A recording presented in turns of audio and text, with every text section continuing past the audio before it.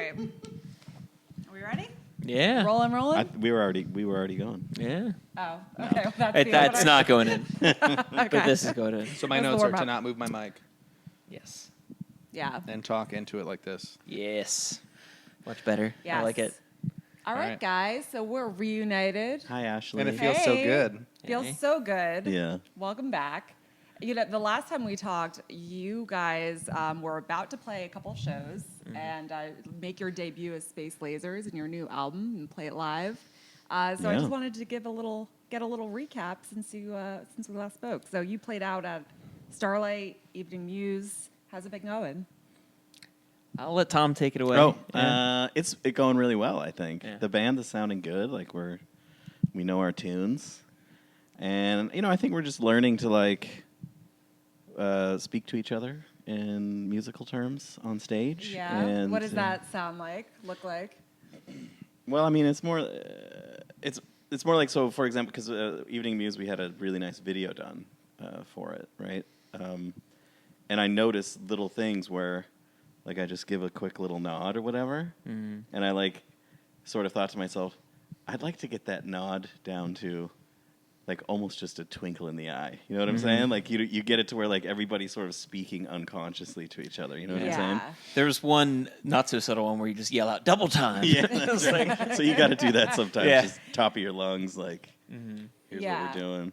But just because we do improvisational music, obviously there's heavily structured stuff, but to some degree you have to be just in communication with each other at all times, just to get things to change, to move, to grow, to evolve, et cetera, right? Yeah. I mean, there's songs that start off with improvised jams and then lead into songs, and you kind of know, there doesn't have to be a nod. You can hear, oh, Tom's hitting, the structured part, and now it's time to move into the song. And I know, okay, time to start singing in a second. Yeah. Or, and the other solo sections sometimes, within the middle of a song, it's we could go as long or as short as we want. How's the energy feeling with the crowd? Are they still with us? Should we keep going or not? And I was just about to ask, how does that change compared to practice? Is it the crowd that you're feeding off of, or how does the dynamic between you guys change compared to practices? It is probably not surprisingly, but definitely remarkably different because the heat's on, Yeah. You can mess up at practice and everybody laughs at you or whatever, or not maybe, but you just feel like you really have to give it your all. And Right. And you can't start over. You can't right, you stop. can't. Yeah, you're not Yeah. okay, let's start at the bridge again. No, that's not going to Yeah, fly. There are things too with practice where it's you refine parts and you can mess around with playing behind a vocal and trying to find the right part, but you don't do that live. It's if you're playing and it's a very we're a 3-piece, a mess up will show really clearly. Yeah. So there was something It new I does. added to New Orleans where I had these harmonics going in there, and I wouldn't have tried that out Sounds live. very nice. Yeah, it does. So I was happy that we worked. I found that the practice right before the show, and I was like, oh, that feels so nice because that's such a subtle song, Yeah. Yeah, and I thought about this recently, where the drummer has the most pressure in that situation because if they stop, the song's fucked. Yeah. You're the anchor of all of it. I suppose. To I a can certain cut extent. out for a couple measures and find it back in, and it's it's rocky, but the song doesn't fall apart. You know what I mean? Yeah. It's No, really but I up to think you. what part of the performing live is the fun of let's extend this Yeah. or let's bring it down and then bring it back up. And that's what makes it fun, even though it's there's a risk that you take when we do that. But sometimes our best stuff, like the funk intro for one of the songs we played at Evening Muse, granted, we practice that in varying degrees of length and, structure, and structure in quotes because it's all kind of freeform. But that version of it, I was this is dope. And then you just feel it and you Yeah. hang out in that space. And then you kind of just, you kind of called it in, but not even explicitly. Yeah. It was Yeah. You get to it was see- implicit, And- oh, we're gonna go now. Yeah. And it's like a balance, I think, of multiple things. So Yeah. And those moments too, I think it just worked out beautifully with Evening Muse because we didn't get a sound check. So doing 1 minute or 2 minutes of improv allowed the sound people to dial in everything. So by the time we actually came in, it was like everything was there. Yeah, you didn't know? even think about that. Yeah, that's true. interesting. I mean, you don't know where you're going a lot of times. Like, you start something, and you're like, this might work. It might be a total disaster. Right. You know what I Yeah. mean? Like, Especially Yeah. like you guys are just starting, so it's like, how is this going to land? It sounds really good in practice, but like, Yeah. will Yeah. it feed off the crowd? And I'll say too, we did like 2.5 hours at Starlight. yeah. And I would say that it was a good 2.5 hours. I think we had 30 minutes at the Evening Muse, and it was like a tight 30 minutes. And now it's Yeah. like, how can we maintain that tightness over 2.5 hours? And that's us Yeah, that's you know, the the next challenge. big getting in our challenge. reps, you know? So on the live shows, like, what is your thought process before a show? Like, do you have a ritual or do you have a routine before? Mikey always goes on a walk.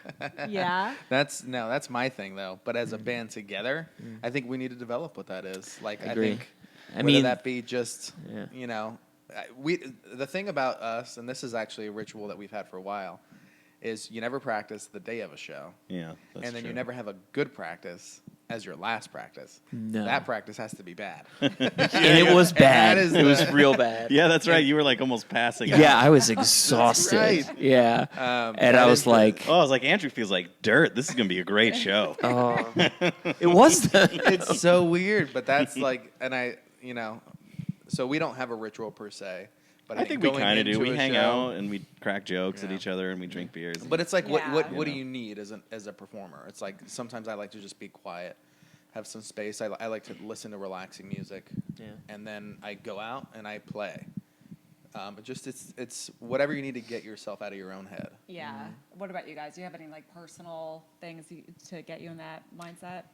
heroin. This is a non-drug friendly we podcast. were going to talk about that after Yeah. the podcast. No, This no, is no. also an intervention. No, but literally though, like for me, like Mikey was doing like warm ups on a drum pad beforehand, which is cool because at a place like Starlight, their green room is like has no wall to it, like there's no full wall. So I was like, what is that noise going on? But as they were playing house Didn't even music, think about that. I was like, oh, it's Mikey. I was like, oh, that's great though. I'm glad he's warming up. And for me too, I do like nerdy vocal warm ups, and I didn't subject you guys to it, but I'm like going off to the bathroom and like. And like doing all that stuff, just stretching out my voice. I don't. Yeah. I don't do anything. I saw once. Here's a funny story. Like I played in a band with this guy named Ned Evett, who's pretty well-known guitarist in certain circles, and I did this thing on stage where because I saw I don't know some guy talk about it online and where he like does this sort of yoga move on stage to like, and the idea is to make the space your space. And I remember doing this, and he looked at me and like laughed like I was the biggest fucking idiot. And I was like, I'm never doing this again. So you just go for it. You're just Yeah, I like, just go out See there. what happens. I will say it's not a nerdy thing to warm up your vocals. Yeah. Frankly, it's what both you and I should do, and we That's just true. don't. It probably would help. Especially here's something that's fun to talk about, like the Starlight show because we played it. You said 2.5 hours, and then we go to 30 minutes the next show, a week and a half later. You have a lot of time during the Starlight show to kind of like get really nicely warmed up, like where you're just like hitting a stride at some point, and you're just like shredding, right? yeah. And then, but evening news, it's like, get up, you better kick ass right out of the gate, you know? And you have a very short amount of time, and you have to kick ass the whole time, you know? Yeah. And it's a lot, it's like kind of it's tense. But It's a and little it's an bit interesting tense. dynamic. It's like it's almost like some of these venues they're different challenges for us to kind of tackle, right? Like how do we be great off the bat, engage the audience, and then for a longer show, how do we build? And, Yeah. like, take them on a space laser-y journey. I mean, And- that's what and that's what the light show's about. and That's again, what so smoking's about. thinking about these last two shows, that's where the future focus is going to be. Yeah. Like, how do we create a show? It's a great point. Yeah. Yeah. So almost like taking that tight 30 feeling and just expanding Yeah, it. I mean, essentially. and like you said, 2.5 hours. Like, realistically, I think we're like a nice hour and a half. Like a Yeah, tight, if we don't do the like Hour sort and of a half band. cover tunes that we half know and shit like that. you Yeah. know? and maybe 2 hours, would be the sweet spot ultimately for like just gigging generally. Yeah, I don't know. It's going to be interesting. Yeah. Kind of, Because we're a band that could be playing in a lineup of 5 bands, at an original only venue, or we're a band that could be, at an outdoor venue and it's just us and it's 2 hours, and we can handle both. But it's like, all right, let's get our material together and get our mindsets right for both those different scenarios. Yeah. And you're kind of like in that set right now, right? So you have the 2.5 hour, you have the 30-minute, and then you'll be playing a festival, the Shout Festival, Yeah. right, in a couple weeks. So Yeah. that will be Charlotte Shout, baby. That's Yeah. another tight 30. That's Yeah. another tight 30. And it's weird because like we played a show last night with the Lenny Kravitz cover band at Amos's, which is this big, like a mid-sized club.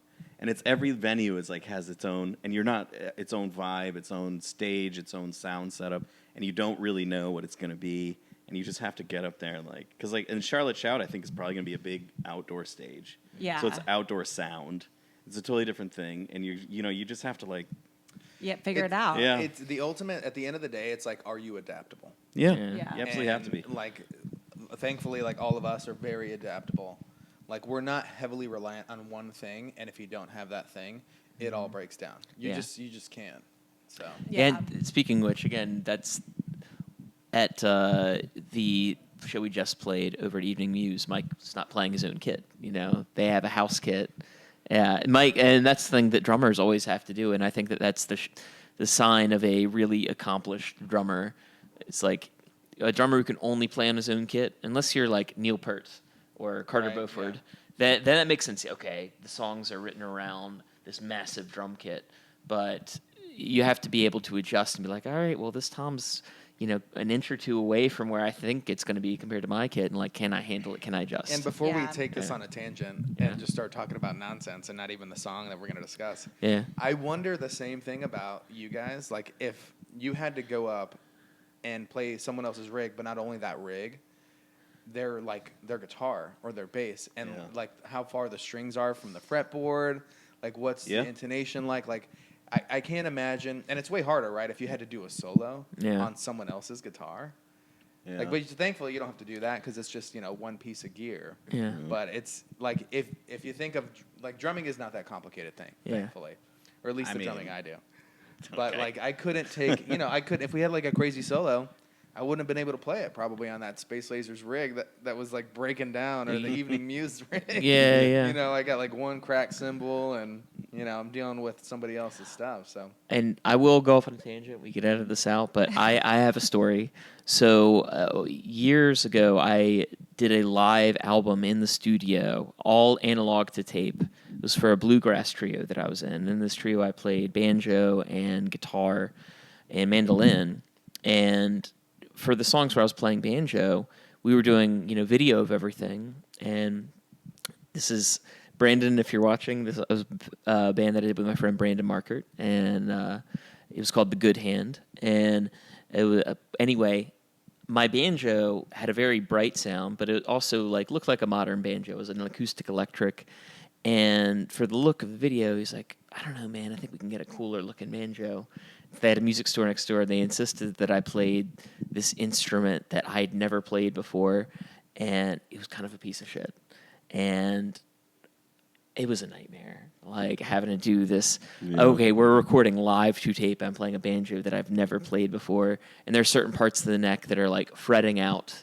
This is not a perfect instrument. This is an old, crappy banjo, but Yeah. it looks cool. And anyway, Was there video? Yeah. Was that why they wanted to do that? Yeah. Okay. Yeah. I mean, but not only that, it also had a duller sound, so it wasn't, since we were all recording around one mic, it was okay, my banjo's not going to overpower everybody. That I totally understand. So it makes sense to sit better in the mix, get a different instrument. But that was a scenario that I was not prepared for because I'm not that great of a banjo player. So I've handing never me, heard you play banjo at all. and So. now I I'm want to play better than you would banjo think. right now. Now we need a banjo So song. Yeah. let's, stop the tape and get the banjo. So anyway, That's Mike. going to be the outro of this podcast. Yeah. I'm going to be playing Bezos on banjo. Bezos? Yeah. Yeah. Well, so speaking of which, yeah. Yeah.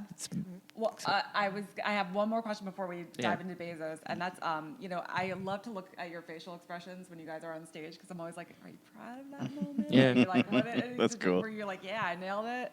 So what makes you proudest when you're on stage?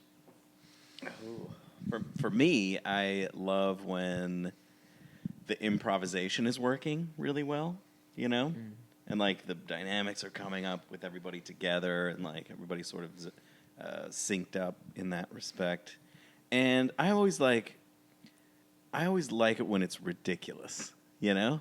I like to make a big ridiculous sound that everybody in the audience is like, I fucking hate this, but I have no choice but to listen to it. That's, you know what I'm saying? Like I sort of feel proud, like, you're going to look at me.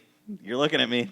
You have to look at me right now. I mean, you know what I mean? Like, but yeah, I hear that though. The big ridiculous sound, like Tom, you're able to create like layers of delay, Yeah. and they have this wall of sound. And I think that for the people who are digging it, it's like the climax of the song. And then for people who already weren't on the bus, they're definitely off the bus. yeah, Like they're at that like, point, they're- what the hell is going on? Yeah, Yeah. we've been weeding out those people for ages. Yeah. It's good. It's a good litmus test. Like, all right, if you're in, you're in. If you're out, this is Yeah. your point to exit. Yeah.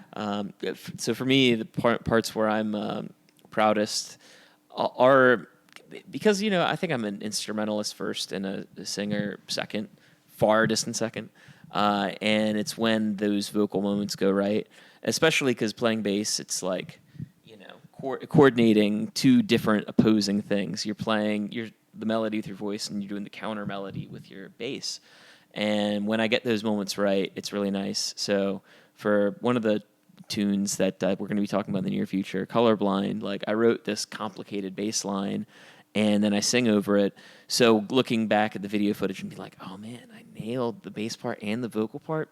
I feel really good about Yeah, that. no, That's that's awesome. something to be definitely proud of. Yeah. Especially as a bass player where it is notoriously difficult to sing and play the bass at the same time. Yeah, unless you're like rocking straight eighth notes like Blink-182 or something. That not the same level of difficulty. But if you're like Paul McCartney, Sting, Geddy Lee, those guys are like killing it and vocally and instrumentally. And respect, Yeah. Yeah. Yeah, I mean, I don't like. There's no specific thing that's consistent in terms of that. This I always feel good or like this brings me joy, but there's just always moments. Like there's a moment in a solo, some lick, and then you'll be like, that was dope, and then you Yeah. can't help but like this big smile just comes across. Or I'll see like Tom over there just like jamming on the keys or something, Yeah. Yeah. and he's just in his space, and I'm like, that's it. Like this is why we're here. This is why we play till 1 a.m. Yeah, Right. it's like those flow moments. Like you kind of forget the Yeah. audience, you forget what's around you, and you're just Yeah. in it. That's what you work towards. And Yeah. Flow state. And I should add again, this is a thing for Mike and myself, but whenever we're like super locked in, that's the most satisfying thing.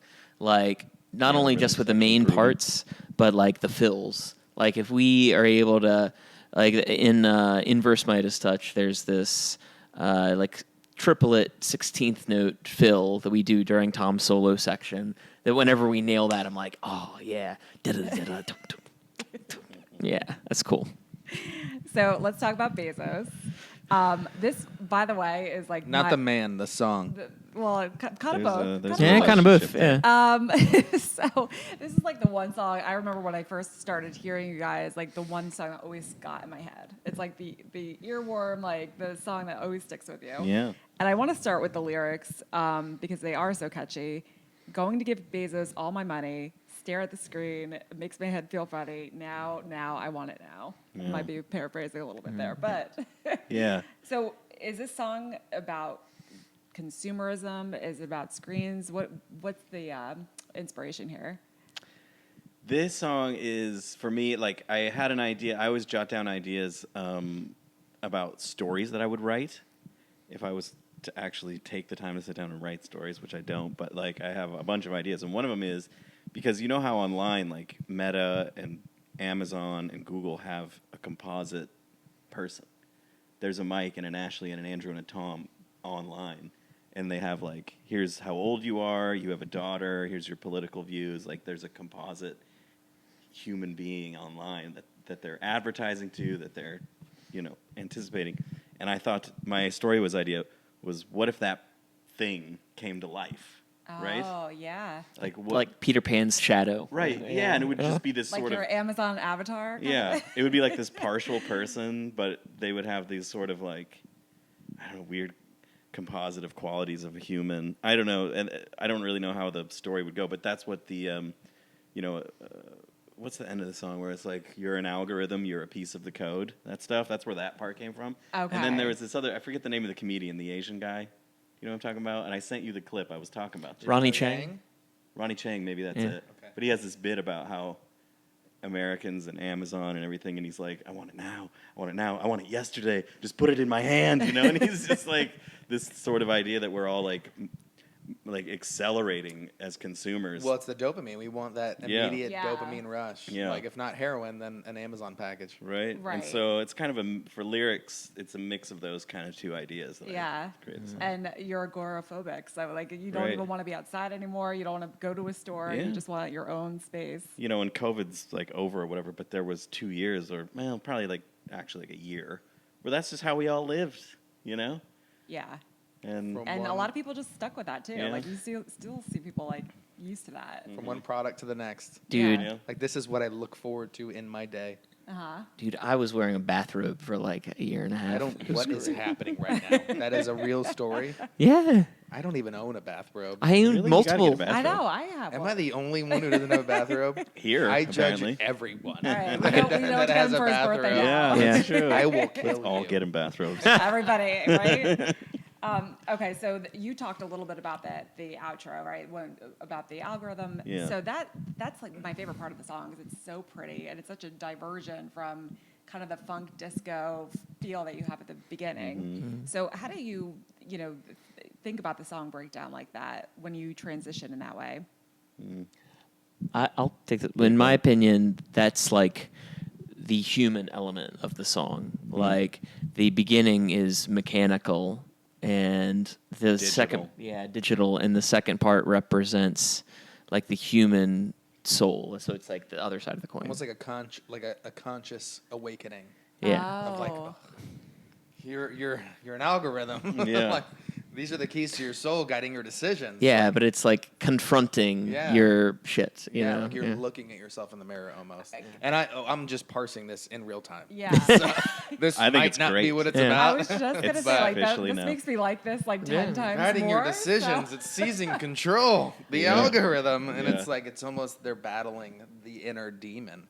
Yeah. Wow. Yeah. Tom, I can't believe That's you thought of all amazing. this. My This is God, this is you're like a so genius talented. song. Hey, Well, hey, I mean, hey. I'm in marketing, and these people do think like this. And Yeah. How do we control people? 100%.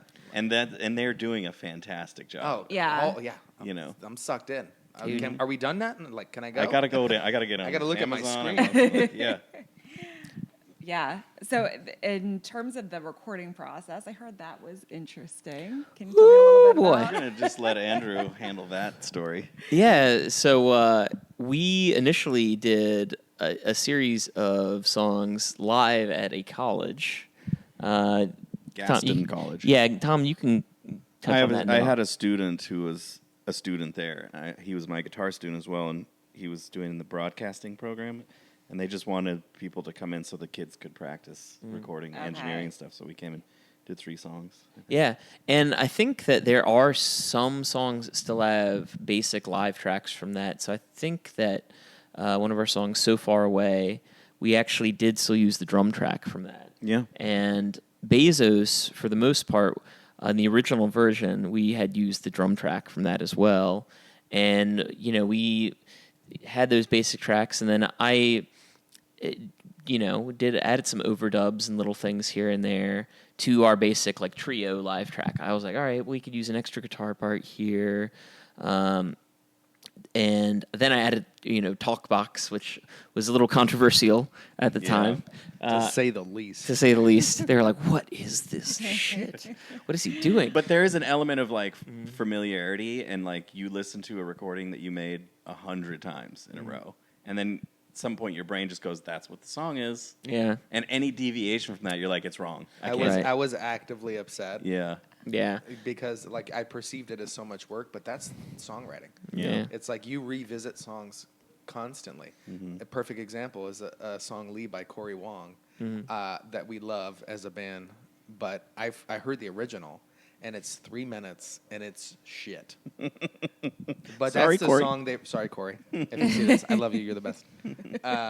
But the recording on the Paisley sessions, it's like a 11-minute song. Yeah. And it's just a journey. Yeah. And who knows? Like, this might not be the only song we revisit. Yeah. You know, and take Yeah. to a different So place. so is now it- to revisiting, I was sitting with we had a mastered version from our producer Damon Moon, who's been doing all the mixing and mastering. I should actually just say mixing, but we had a mixed version from him, and I was sitting with it, and I was like, all right, this is one of my favorite songs on the album, but I think it could be better. And there were certain things that just weren't hitting for me, and and part of me was like, is this just my ego because the bass mix is a little low on this? And, am I messing with something that is With perfection? perfection. But then I was just sending Tom voicemails and I was too scared to send it to Michael because I was like, oh, Michael's going to get so mad after we record drums.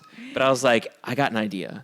And I've been listening to a lot of Zap, which is a fantastic band from the late 70s, early 80s. This guy, Roger Troutman, who people would probably know, he sings the hook on California Love by Tupac. And he does it using his signature talkbox. He was like the first synthesizer talkbox guy. Oh, wow. And so all of their songs feature him using the talkbox in really creative ways.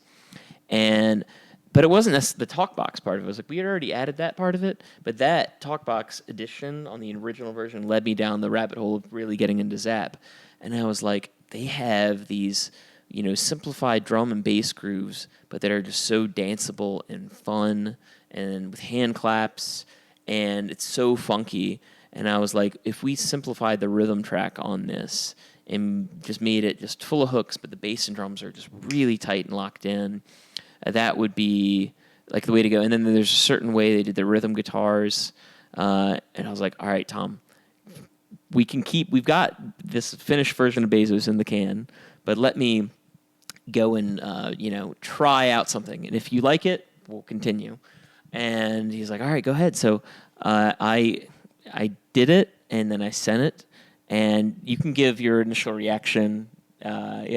What you remember I from it. don't totally remember my initial reaction, but I remember because you have that violin or string sample at the beginning, Yeah. and then it comes into this sort of splashy synthesized sound, and I definitely thought that was cool immediately.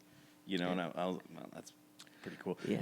I'm always a little averse to being like just pulling a loop off of Logic, Yeah. and putting it in a song. I feel like, but I mean, it worked great, and you did the same thing on Colorblind. Maybe I should save that for a different podcast. Yeah. And it ends up being what I play Yeah. now, and so. Oh, that's the thing. I'm not really a piano player. I'm not really a drummer, and so loops but I did some creative things with loops where I'll chop them up, change keys, like pitch shift them up, pitch shift them down, just get them to work and fit in. And sometimes they're winners, and sometimes they're not. But these were winners. I was like, all right, this string lick is part of the song. But yeah, it ended up being. I don't know. You can tell. I don't want to be saying that it's good, but yeah. How did you navigate Yeah. all of those changes as a drummer? Well, there wasn't necessarily structure changes, I think, to the song. There was things that were added, I think, to enhance the song overall. But I will say the initial change was to me, almost a different direction for the song. But now thinking about it, I can't even remember the original recording that we made. So it just takes some time sometimes to I see to take in the vision almost. But the changes to the drums, I think, were great changes. So almost to your point of lock it in and lock in the feel of the song. And I think it was way better on the second version than the first one. So. Yeah. Is it final? Well, that's the thing. So this is V2.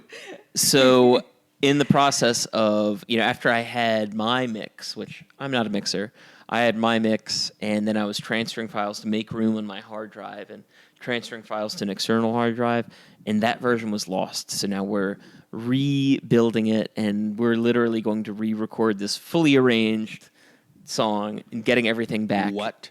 Yeah, I know.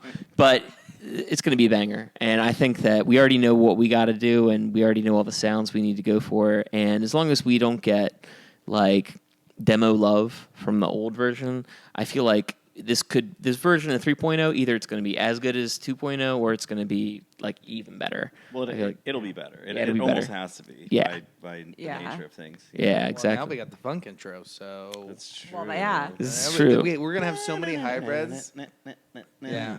it's, Well, gonna be, well, it's gonna that's- be interesting. That's Yeah. going to be the incentive to see you guys live because yeah. it'll always continually evolve. We'll So. never play the same. And song here's again. here's my pitch too. So there's violins that I have. In the beginning there's synth, but there's actually a fantastic violin player here in Charlotte named Emmanuel that has his own band that I already messaged like months ago about recording with us. So who does maybe real violin in the Has intro? he responded or has he He ghosted you? responded affirmatively. So, but I haven't reached out to him recently, so I'll check We back recorded in. violin on our last album, and I just I don't know if it always works very well. Well, you just can't add it to every song. Yeah, Yeah. But we added a violin player to the band, and a lovely man. But it's like, how do we add violin to every song we have? I Yeah. mean, well, now we have banjo and violin. So this it just Oh, keeps honestly? getting Stay better. tuned. He's coming in at the end with a banjo, No, guys. I mean, there's only so far I can push That's when these everybody guys. leaves the- Exactly. No thanks. Thumbs down, unsubscribe. Okay, well, my last question on Bezos. What was the last thing you bought on Amazon? Ooh. What was your algorithm telling you? I literally bought an LED smoke machine. So that's going to be making its debut. It's got a remote control, so we can do a foot control or a remote. So we could have somebody at the sound booth or myself or Tom click it on with a foot, and it'll look like fire shooting out. So I'm really excited about that because I love the improvisational nature of our music, but I feel like not everybody, has. We're making music for musicians as well as non-musicians, but it's pretty nerdy music. Yeah. But I feel like having a cool stage show, You're giving them I want to have a experience. flaming lip stage show, but Oh, wow. but the low rent version of the That flaming is a lip stage high show. Got Yeah, it. that's really what I The want. last thing I bought on Amazon was dog poop bags. By the way. Well, last Which thing I could bought- also get used in the stage show. you Yeah. know? The last thing I bought was butt wipes. So Butt wipes. Toilet paper? gotta nope, just the wet ones. What are you God. doing in the toilet, Michael? You gotta keep a clean bum, Tom. So That's what your data is telling you. So Yeah. the algorithm feed. No, I Has there will been say some criticism from real- Ashley or real quick, the show we played last night, they had a whole. I guess it's like just a screen, like playing videos along with the songs, and it was very interesting to see like that level of stagecraft. I don't know what you call it, but yeah? that's a lot of work. But it'd be interesting to see if we could incorporate Dude. some kind of light show type. Well, we have to eventually have lasers. Yeah. I mean, Oh, that's There's the no way around that. Well, the fog machine is supposed to augment the lasers, Yeah, and so- you can actually yeah, see you- the beams. The lasers we haven't bought yet. What he just bought. Yeah. Oh, I thought it was a fog machine. Sorry. I did, but the fog machine is meant to make the lasers apparent. Pop. Yeah, because otherwise, you've had a laser pointer, nothing special. Yeah, it was It's just we were little gonna get a red laser pen, and I was gonna blow. But if you have a cigarette fog- smoke into it, You're such a savage. Dude, I mean, the flaming lips used to have a what do you call those symbols that are kind of upside down? Is that China or whatever? Like Symbols a are- splash. No, there's symbols that are like wavy, kind of. Yeah, there's one that's upside down. So the flaming lips used to fill those with lighter fluid and just light it on fire and have them. So we're not doing that. We're not doing anything dangerous, but we're gonna walk that line. Whatever. I just We are. have this vision of like Tom upstairs, like air traffic controlling with like glow sticks. Yeah. On like a 8x8 stage. Yeah. Speaking of which, at our Starlight show, your friends and Parisa brought those. Oh, late, I brought those. Oh, That That was nice. that was cool. Yeah, that was cool. I think that's the way to go. Yeah. I want to have it feel like a rave at our shows. Yeah. That'd be dope. Yeah. So you We gotta get heard those it outfits here. ready. Come to the next There rave. need to be more drugs. On to the next rave. Uh-oh. Yeah. And check out Bezos now on Spotify, iTunes Music. You know, Apple Music, Amazon. Yeah. Title, filling up Jay-Z's I pockets. mean, we just said we didn't finish. Yeah, but by the time we By release the this time we podcast, do the podcast, and then all It'll the be- other this things, is the it'll be final done. final. Yeah, that's final. Yeah. 2027. Okay. All right, guys. Thank you. Thank you. Ashley. Thanks, all.